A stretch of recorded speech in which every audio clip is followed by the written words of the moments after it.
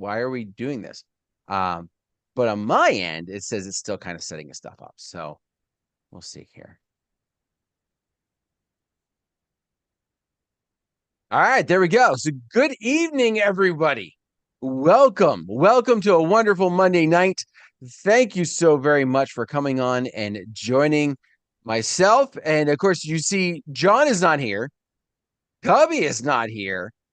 So I had to replace them both with the man, the myth, the legend, Mr. Bob Powell. Bob, thank you so very much, first off, for coming on and joining us. I want to say this real quick here. In the chat right now, drop some love for Bob, and just be like, say, hey, he's awesome, and say hi and all that kind of good stuff. And by the way, if you're watching, I always say this, and then I realized that we've got like 12 different places we're broadcasting. The only spot that I am watching is the Disc Jockey News YouTube channel. Okay, so just to be on the clear side, I'm not watching the DJNTV one. I'm not watching any of the Facebook chats. It's just the Disc Jockey News one. So leave your comments there and say hello and all that good stuff to us with that. So Bob, how you doing?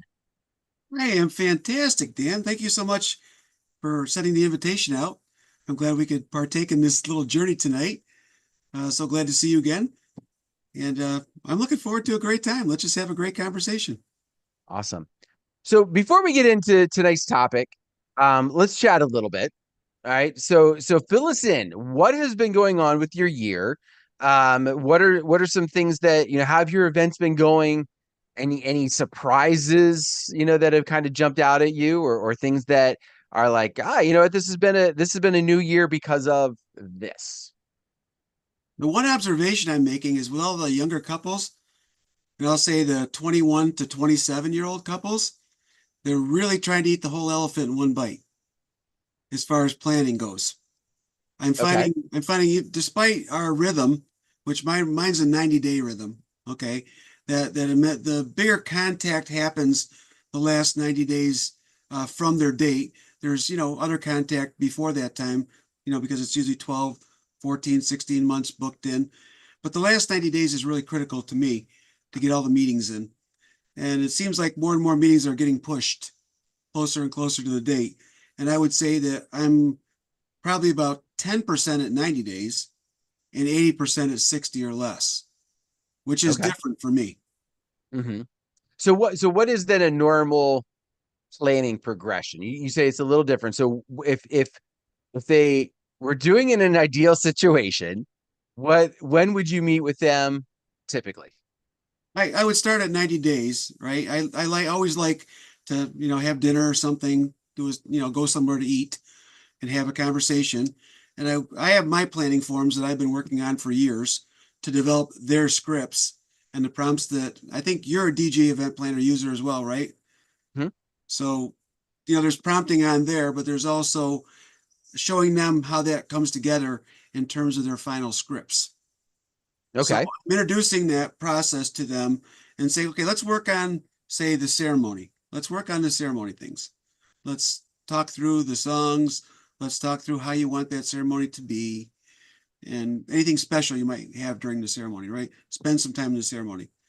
And then we'll get into what songs are you picking or vibe you want for your wedding. Those are the following meetings, right? And then it's getting the contact with all of the vendors, making a site visit, all those other things that become most important towards the end of the process. So you're meeting, ideally you're meeting with them 90 days out with this dinner and going through those pieces. Do you meet with them after that, or is it just kind of, is that like the main meeting and then everything else might be email or something else? No, I meet with them at least 3 times in person if I can do Okay. it. Obviously, if I'm doing a love story, for instance, that would be Mm-hmm. a Zoom meeting, right? Okay. We would do a Zoom meeting for that. And if I'm, then from there, we just want to make sure that we're filling in all the spots they need to fill in terms of their songs, how they want the night to go. They're all custom, right? Each and every reception, we're not doing the same thing every weekend, right? I'll just say that Shouldn't be. it shouldn't be, right? So we're creating that custom event to their specifications and their wants and needs. Okay. All right. By the way, those of you that again, that if you're on one of the other channels, like we see Robinson, Mikey Mike, want to say hi to you guys. Definitely say hi to Day and Night and John Colley, who's all joining in. Very much appreciate that. DJK, appreciate you checking us out. Again, if you're someplace Facebook and you're putting comments, John will let me know what it is afterwards. But tonight, you want to make sure that if you're putting any highs or anything like that, you're going to the Disc Jockey News Facebook page or YouTube page. That's where I'm watching the chat for tonight. So I'm kind of in that same situation. I don't do 90 days out. I try to do 60 days out. Because what I found is when I have a couple that wants to meet, like say 6 months out, like I've had some who are like, we're coming in from out of town. We're going to be in for a little bit. Let's get together and meet. And this was a little, especially more before Zoom was happening. Um, they just didn't know enough, right? Like they hadn't talked with their photographer to figure out the timing that they needed for the shots, right? They hadn't talked with their officiant to really nail down the ceremony is going to last, 20 minutes or the ceremony is going to last 45, right? Like those things are important pieces to be able to have. So when I was meeting with them, I just felt like too far in advance, they just didn't know it. But obviously, different couples are going to have different pieces to that. At what point so you mentioned that a lot of them are pushing back to kind of getting closer to the event when they're scheduling or not when they're scheduling, but when they're wanting to do this planning process. Do you in your initial sales meeting or in your initial kind of communication with them lay out like expectations or at what point do you say, hey, in 90 days, let's get together? Yeah, that's really early on in the planning process. And actually, once they've been booked, that I go through and set that expectation with them that 90 days is a great place to start with I'll call it the more intense communication part of it. Again, try to convince them not to do it all at once because as it gets closer to the day, they have other factors, right? They do have caterers, photographers, officiates. Everybody wants to meet with them. And I like to try and be that person that gives them that carefree experience where they have most of the work done before they start. And then there's just minor tweaking at the end. I do set the expectation, but mostly what I would want them to take away is understanding the best way for us to communicate. Is that email for you? Is it text for you? Is it a phone call? What is the absolute best way? And I'll tell you, if you text me, it's going to be the quickest response because I have to carve out my day to look at email in the morning and in the evening. I may not be looking at it all day. I tell them right up front. I tell them what I'm about and how the best way to communicate with me is as well. If they need a quick response, a text is the fastest. But finding out what their way is, that's really important. I think sometimes that's missed in the beginning. If you don't know Oh, how absolutely. you don't know how to communicate with them, what's best for them, which is what you should be heading towards.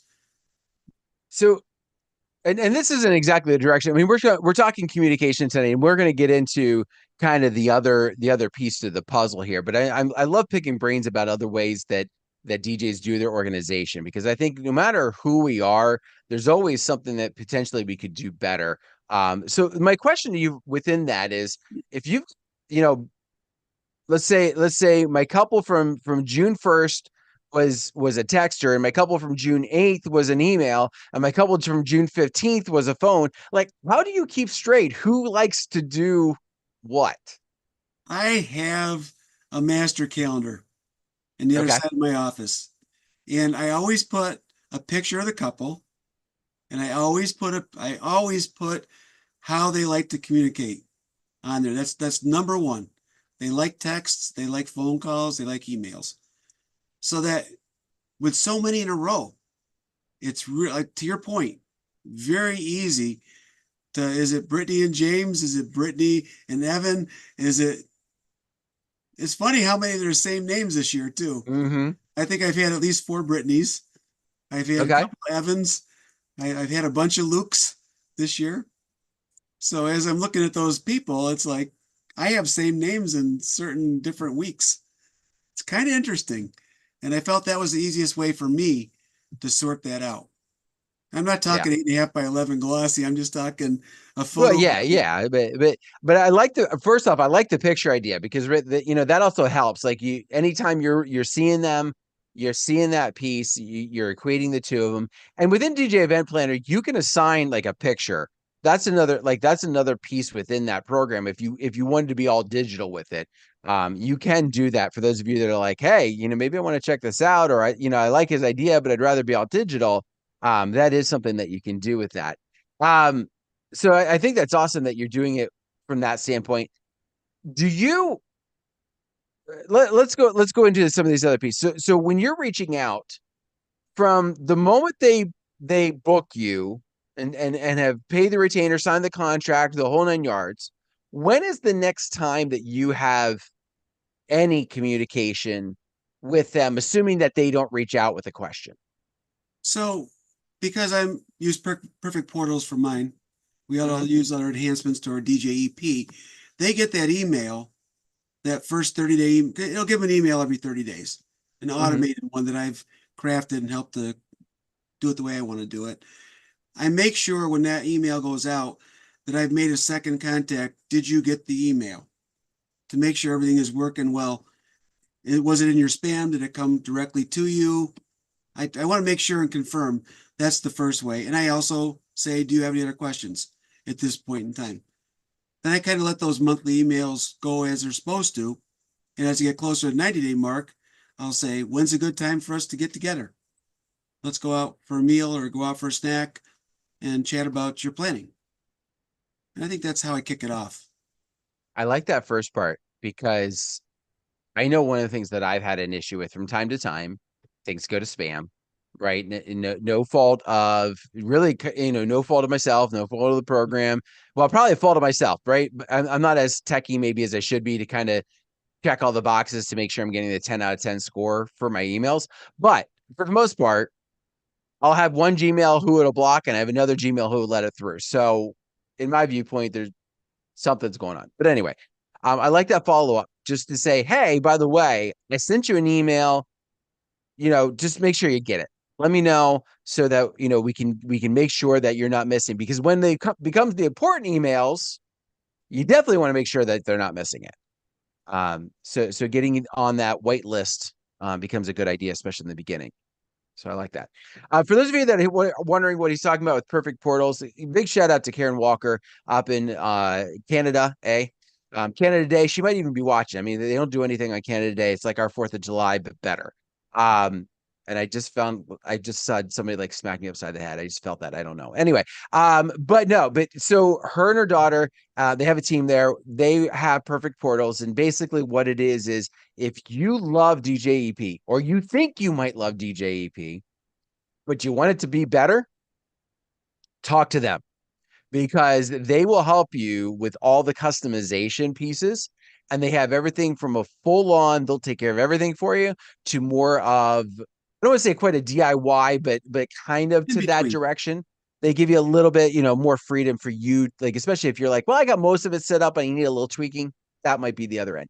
But they also have like an email package that you can purchase and they'll set up for you so they automatically send emails. And I will tell you this. I was horrible at keeping in touch with my clients because I I would reach out to them, we would get everything booked, and I would basically tell them, like, listen, you're probably not going to hear from me until about 2 months out, but if you have any questions, reach out to me, let me know.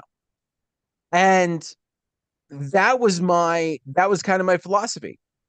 Now, with these emails, it's almost been a kind of a double-edged sword because I get them going, oh, that's a great idea. Oh, I love that idea or whatever. And I have to remind myself where in their process it was. What did they just receive that they thought was a great idea? Um, but it's helped so much in their planning process. And I've had a couple of them come back to me and say, we loved your emails. They kept us on track. They made sure we crossed all our T's, dotted all our I's, and weren't missing anything. And so it really kind of helped that relationship get developed, even though it was all automatic. Even though I outside of putting their information in and clicking go, I didn't really do a whole lot. The other double-edged sword to this is I have ones that go out even like a month out. I forget the the rotation as we get really close. Um, but I'll meet with mine 2 months out, and then a month out want to go out, and it'll be like, hey, make sure you've done this, and they'll come back and go, did we forget something? And I'm like, no, no, no. It's just one of my emails to make sure everything's good, to make sure that you're not forgetting other things. It's a general one, and they're like, okay, yeah, I feel that because one thing I don't think it translates to sometimes, it doesn't take the payment.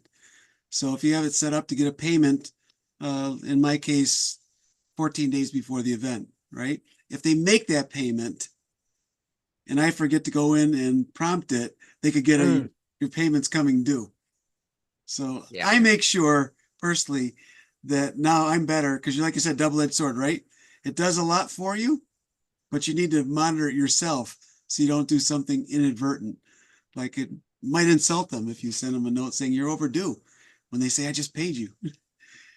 yeah. And That's the last thing you want to have happen there. that's right. So keep Figured out. track of that. So don't let the automation fool you, to your point.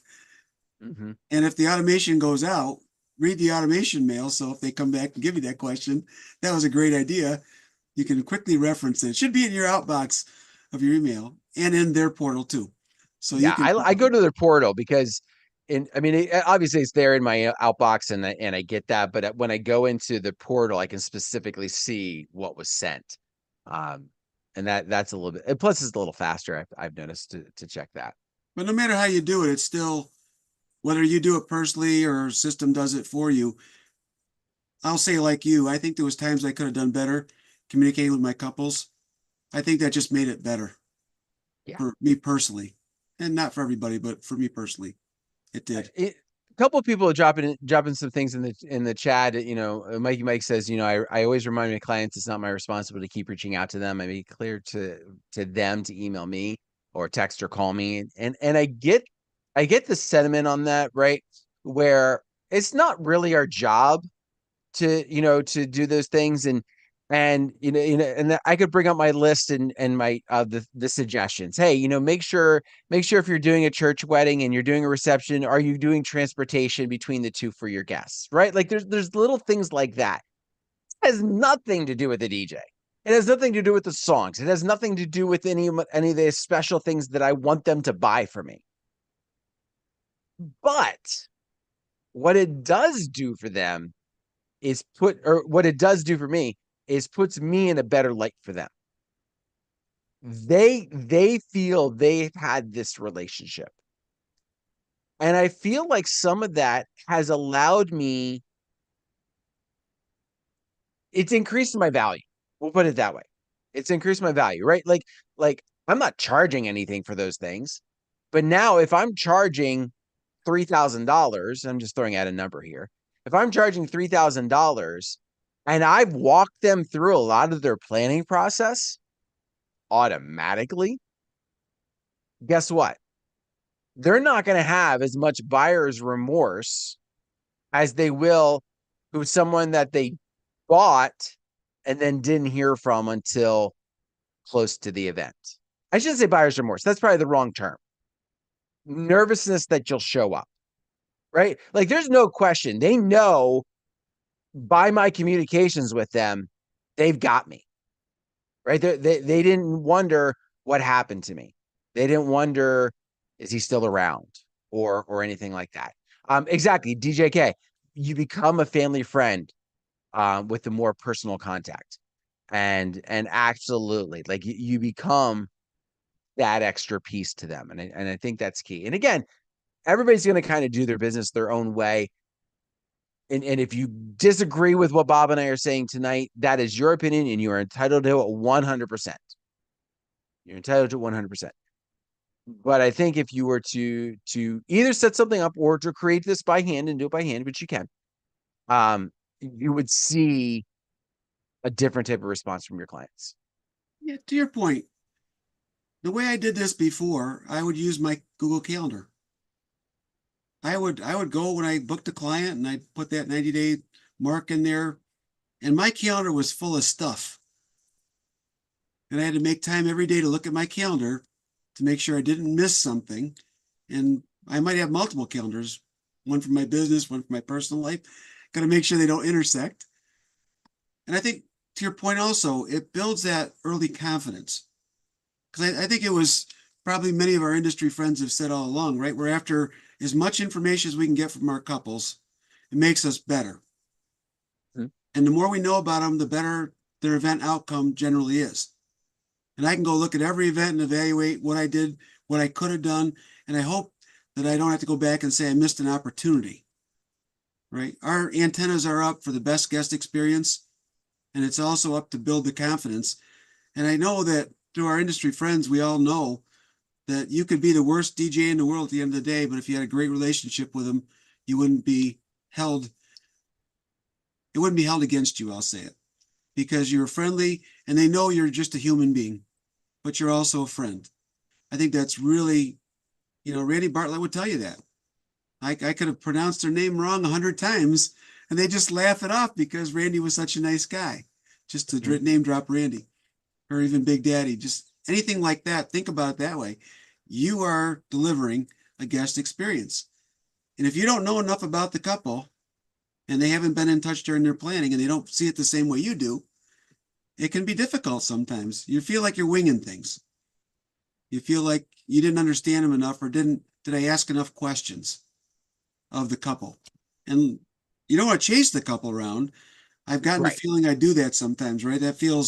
I know when that feels weird, but when you're trying to, I put it in terms of we're air traffic control when we're at our busiest times. And the key to our success is landing the plane, Hmm. put simply. And sometimes you got to land the plane before you can go on to the next one. And sometimes you have to be a little decisive, a little forceful to make sure they're communicating with you because your time is limited too. Yeah. I would say these email, by the way, with these emails that we're chatting about and talking, and you could also like turn around and you could do it as a text, you could do it as a newsletter. Like there's a million of different ways that you could set this up, right? So don't while we're saying emails or whatever with this communication, be aware there's multitude of different ways. These are also low pressure, like just I'm going to give you some information. I don't need them to do anything for me.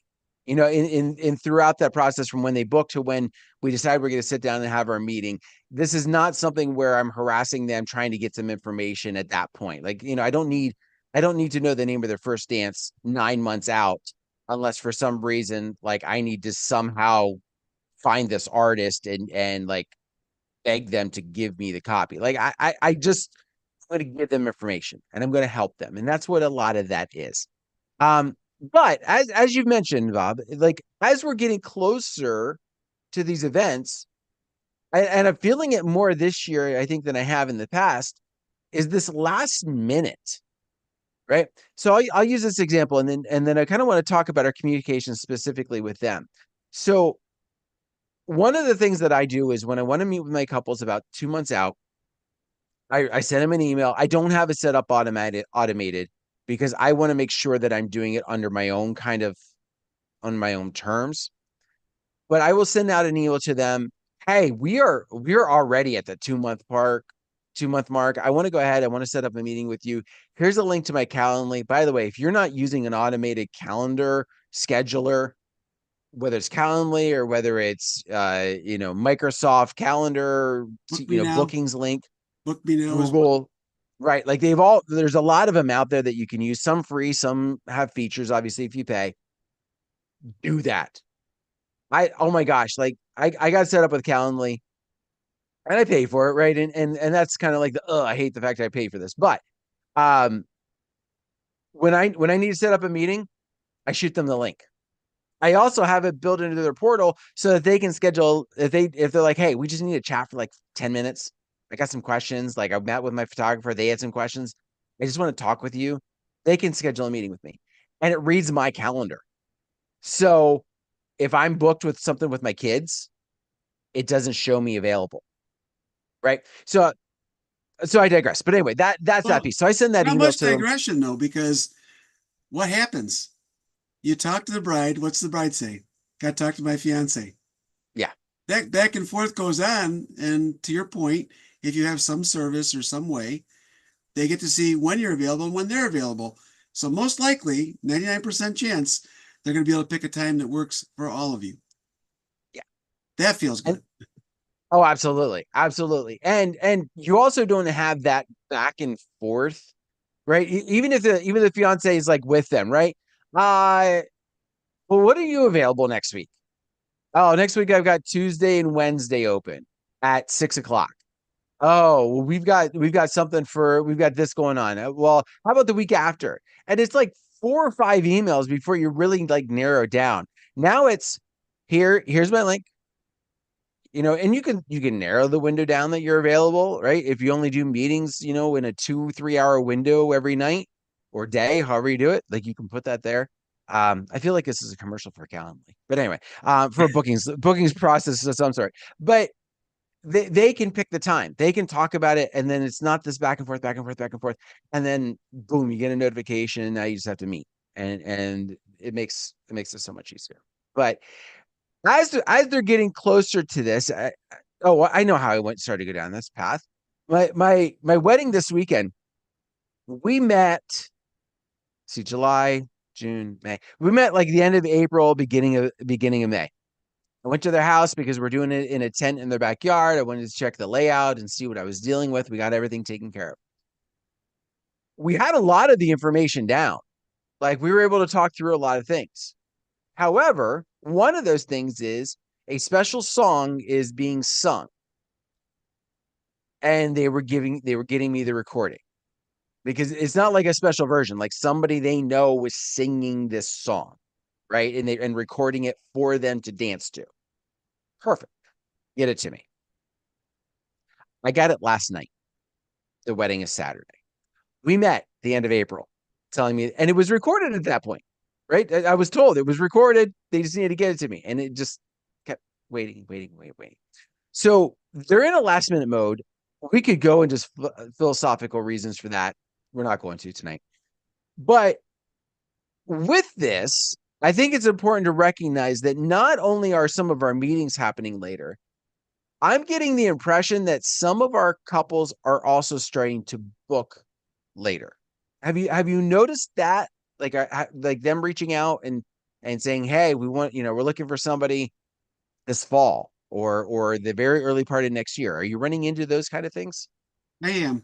And in fact, just last week booked a November wedding, week Okay. Thanksgiving. It just popped up. And I don't know why that happens. I'm usually seeing 12 to 14 months generally. I am seeing a few this year that were less than 12.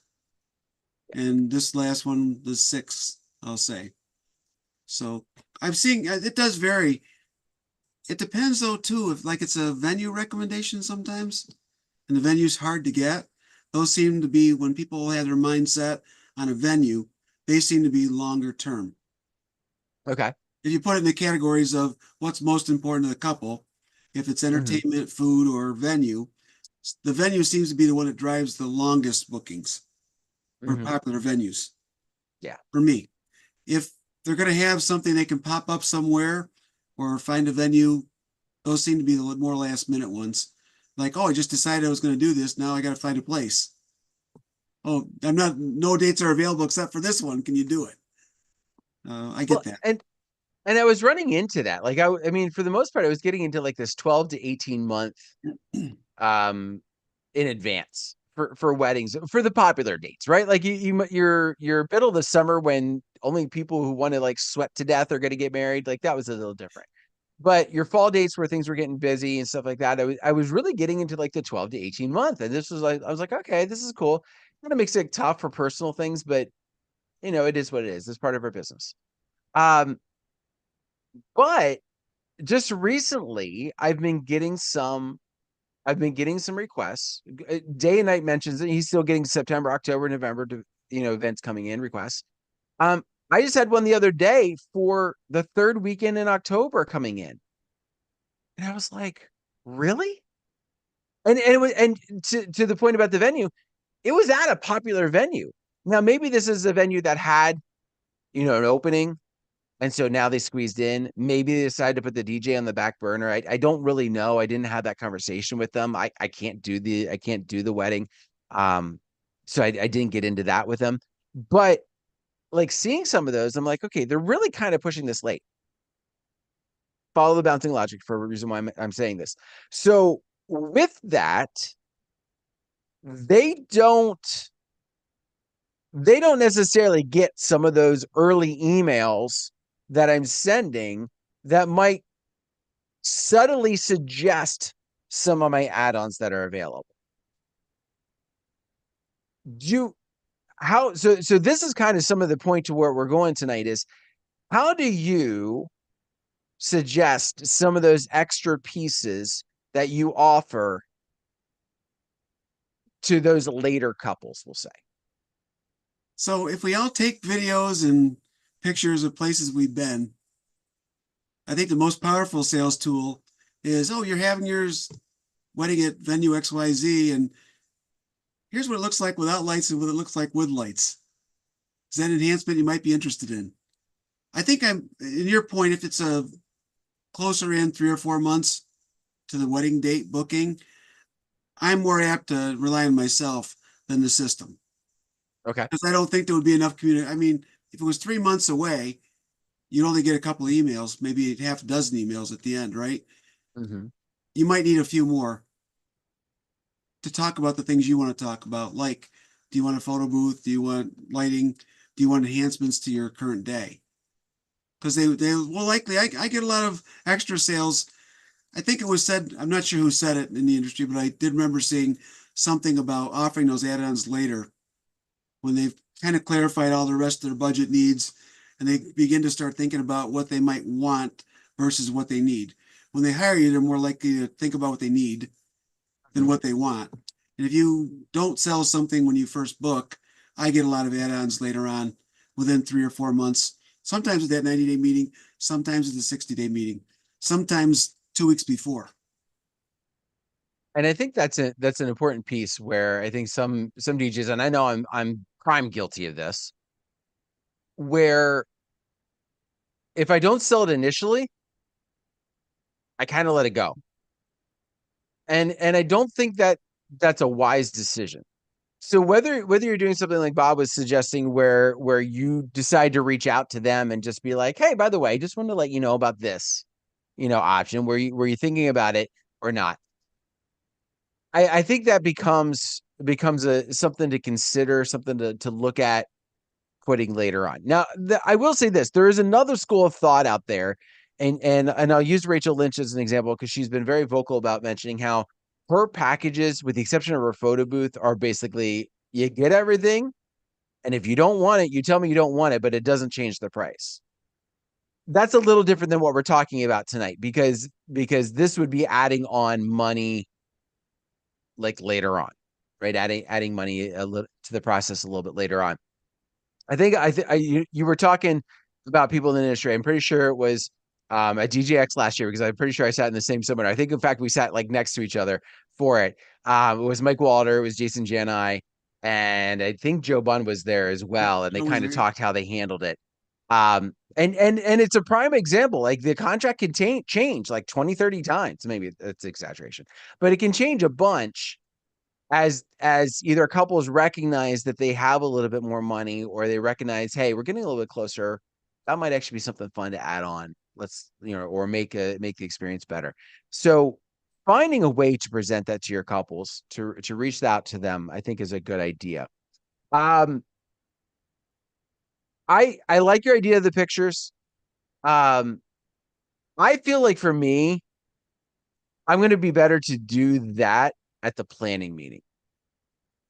At the planning meeting, hey, by the way, we hadn't really talked about it.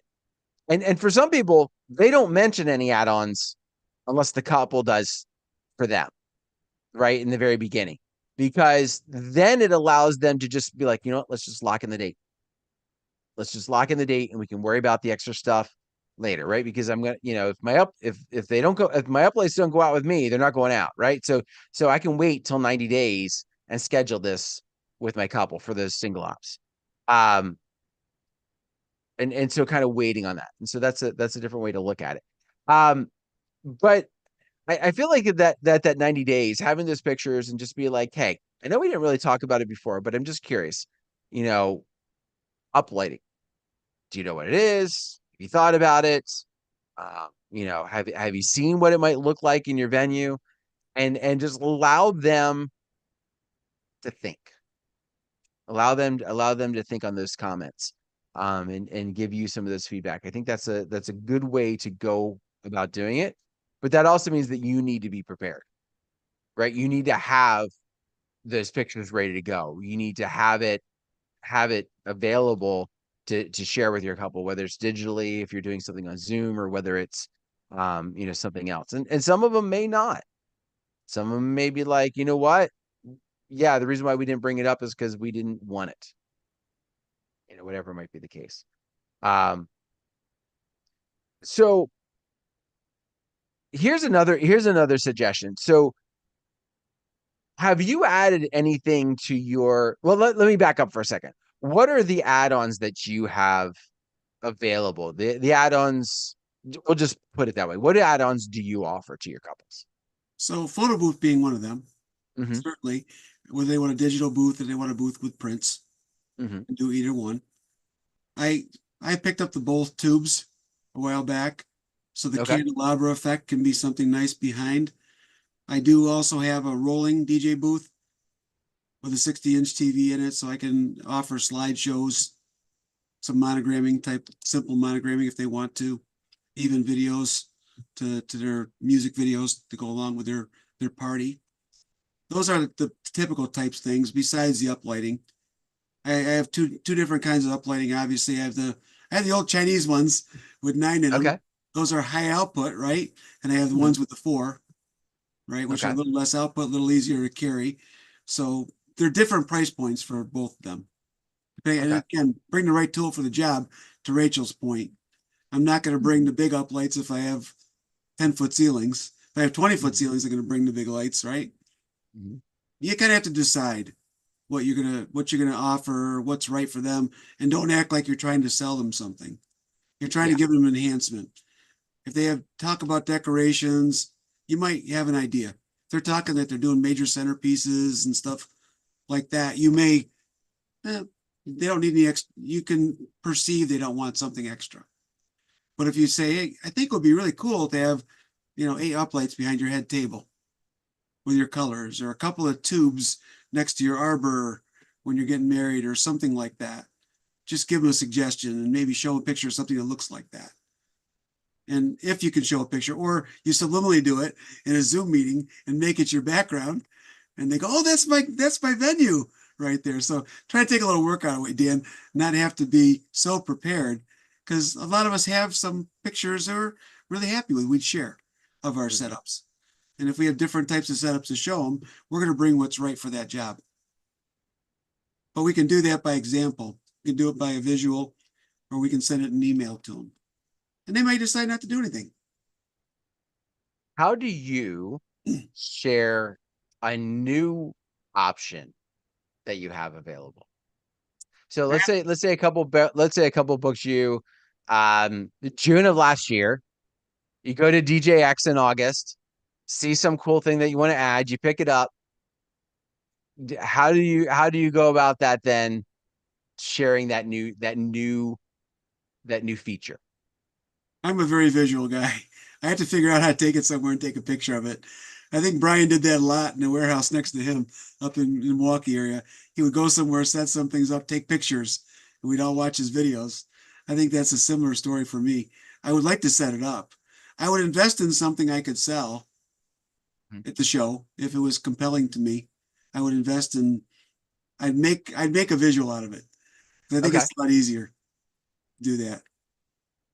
One of the things I think that's important is if you do pick something up, whatever it is, obviously, put the legwork in to make sure that you can present it to your couples and share that. Because most likely, if you're picking up a new idea kind of mid-season, it might be a new idea for your area, right? Like just that simple thing. So beginning of last year, I picked up an audio guest book. So for those of you not familiar, like the phones, the guests pick it up, They might hear a message from the bride and groom, they hear the beep, and then they leave the message for the couple, right? So that's what I picked up.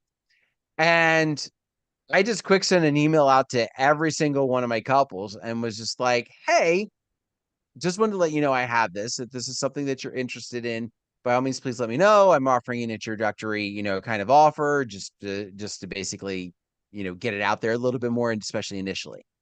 And I had some reach back to me and were like, yeah, that's awesome.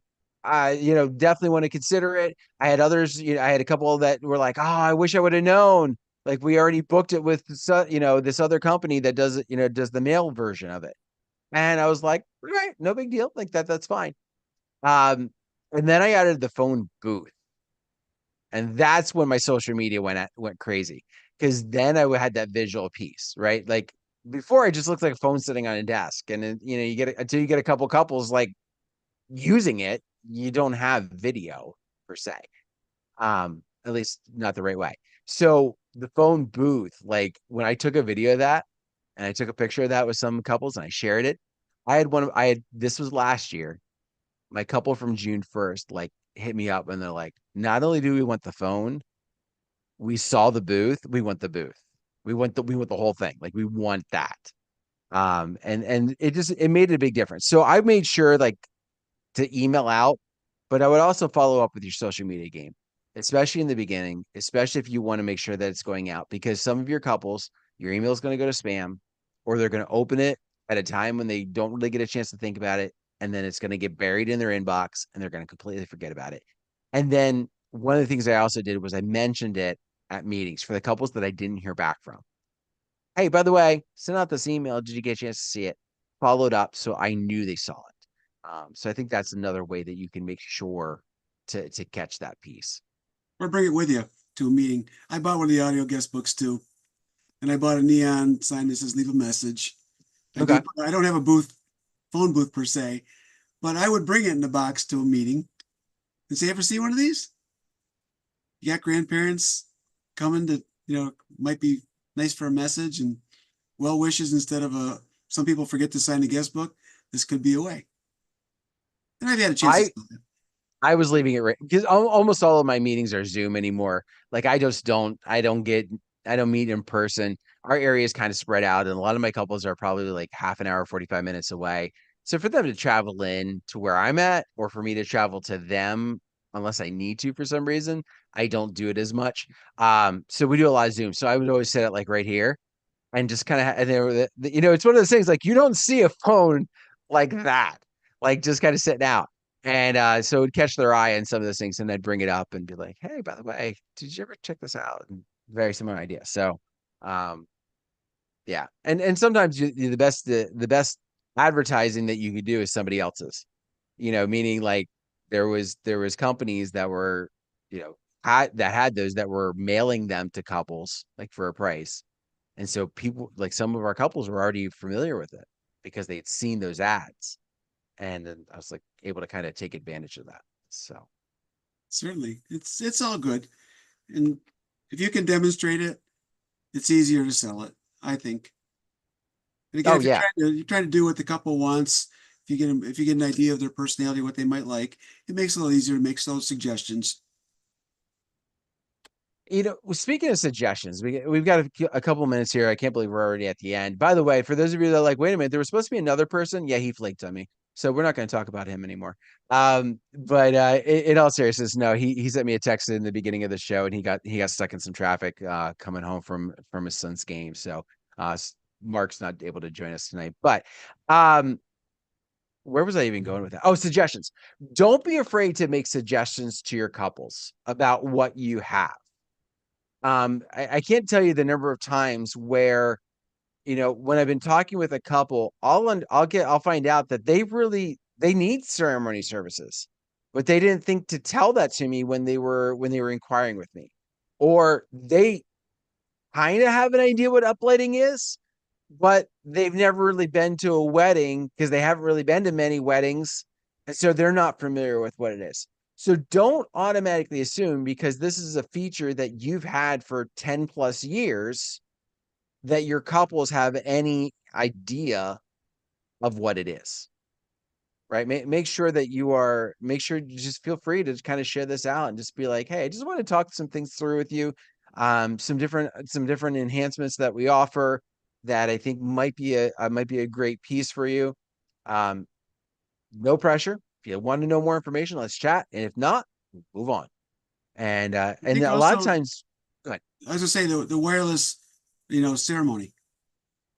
I mean, since we all went out and bought a Jackery type item for ourselves, right? That's a huge item to some people. I was gonna have my ceremony in spot X, and now I can actually have it in spot Y. That has Mhm. value, Yeah, a lot of value, especially with all these different barn venues, all these other new venues cropping up. yeah. I was just The other just thing, mentioning that as I didn't mention that as an enhancement, but be able to do a ceremony anywhere wirelessly with the e-verses for speakers and a minimal amount of other equipment that can't be powered by a very small generator. Compact, easy to move. We're not breaking our back to get out there. I Props to all the people who have come up with this equipment that saves our back. Technology is so beautiful for us that as we advance in our ages in the industry. It's we're not fantastic. old. We're not old, I Bob. didn't say we were old. Don't I'm go just saying saying that. it's made it easier for us to go longer. Yeah, no, definitely. And even to the point, like you can even if spot X is always where it was going to be, you can now be in what makes the most sense for you to be, right? You don't have to be someplace because like there's one venue that I work at and they move the ceremony a little bit. It's all along this pond, right? And it's all relatively in the same spot, but they move probably between like 4 or 5 spots along this pond so that the grass isn't continually getting beat down by being in the same spot, right? But running my power from the only outlet that's available, I'm about at the extent of my power cord, and if it's in spot 1 or 2, I'm okay. If it's in spot 4 or 5, I'm a distance away from them. So that's not an issue now, right? Like so that's the other thing is you can use that as a selling point. Whether it's I wouldn't necessarily charge extra for that, but that's your own personal business piece. But just being able to go, you know what, you want ceremony services and you want your guests to be able to hear because you know what, I can be where I need to be. I can be where I need to be, where your guests are going to hear, and I don't necessarily have to be in the pictures for that to happen. And you would see if you're meeting with them face to face, you can see them light up and go, "Oh, that's awesome! That's exactly what I need." So You get to tell them what they needed before they knew they needed it. And now exactly, you're and now that's you're a it. I mean, genius. well, and that's the idea of the suggestion piece, right? Like you're not don't go salesman on it. Don't go use car salesman type of setup to it. But you know, again, if they don't know the things that are out there, then they can't. It's one of those things where it's just like just sharing that information with them can make a huge difference for them.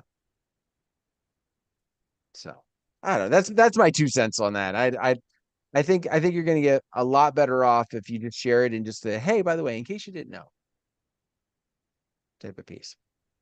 So when it comes to communication with these last couple bits here, what and any last tips for our studio audience? Have Oh, one for have one for every couple. okay. Keep them on your shelf. Wherever your bookshelf is next to your office, keep them there. Keep all their information together. If you have a conversation, you write a note, stick it in here for later. Stay organized with your items. Give them a specific schedule about when you need to wrap everything up so that you can send copies out to the videographer, photographer, to the venue, to the caterer, whoever else is on that day of team. If I have to leave you with anything at all, be organized enough to say, look, I'm going to send that out a week before your wedding. If I send it 2 weeks before, it's going to go to the bottom of their inbox. And when you go to an event, always have extra copies of the timeline. Bring 4 or 5 hard copies because you're going to save somebody's life.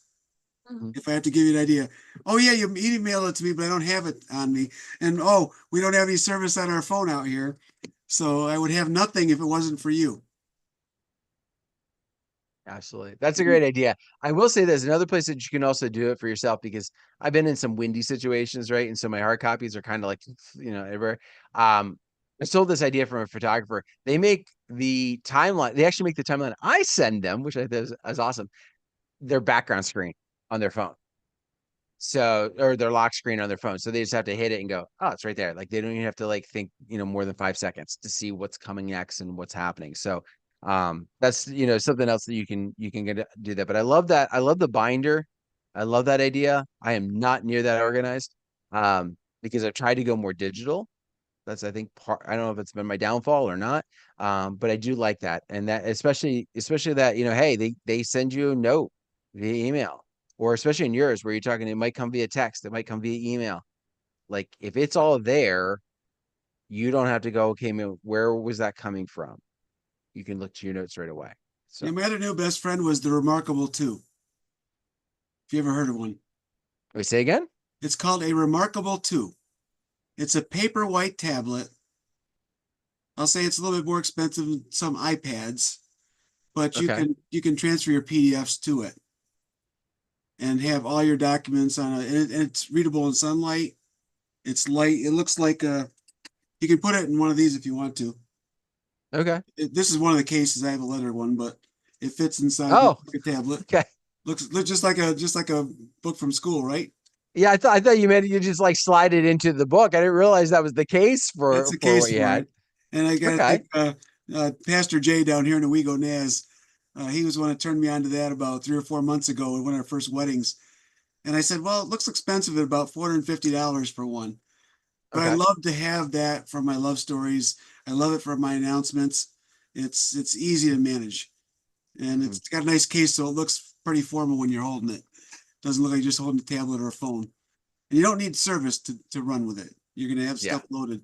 So we're in a lot of places that we may not have service, right? Same Mhm. reason we always prepare our music crates before we leave so we don't have to stream anything if possible, Yeah. right?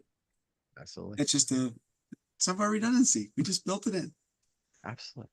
Oh, so many great things. So you said remarkable two, It's called right? Remarkable 2, Remarkable two. Okay. So there you go. just like it Check sounds. that out. Perfect. Perfect. All right. Well, I am looking at the time and I cannot believe it. Like I said, the tonight went extremely fast. But hopefully you guys got some tips that you can run with. If you're not setting some of these pieces up to have that communication with your couples, do so. They're becoming late in what they're doing with their planning does not mean that you need to be late with your communication. Keep pushing that out, keep sharing that information with them, making those suggestions. And I think what you're going to find is that they're going to be appreciative of having that, and then kind of going from there. So right now, coming up next, we've got Hanging with Howie, which is happening in the DJNTV.com/chill. That is the chill room.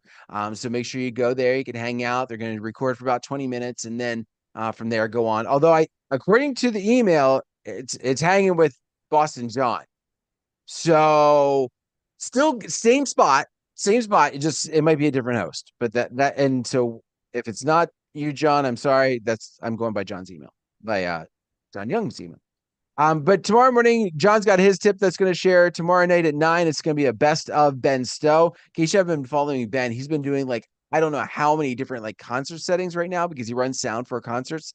And so he's probably doing that for some artist that's really huge and incredibly crazy and big. But that's why it's going to be a best of tomorrow night. At 10 o'clock is going to be the Hanging with Howie. I'm sorry, look at Tuesday night music show. Sorry, that's going to be in the DGNTV.com/chill as well tomorrow night at 10. My tip will drop Wednesday morning. And then Wednesday night, 9 and 10 is going to be the broadcast from the Hanging with Howie and the Tuesday night music show. So that is what's happening this week. And next week, I think John and Cubby will be back. And so it'll be the three of us doing that. But as we come to a close, Bob, again, thank you so very much for freeing some time up to join us tonight. I very much appreciate it. It's always great to see you and chat with you and to pick your brain. I feel bad that we're not going to be able to hug it out at DJX this year, but for me, he's going to be there. So go hug him. But for me, but again, thank you very much. It's a pleasure. Keep in touch. We'll chat, I'm sure. But for everybody else, you have yourself a wonderful, wonderful night, and we'll see y'all next time.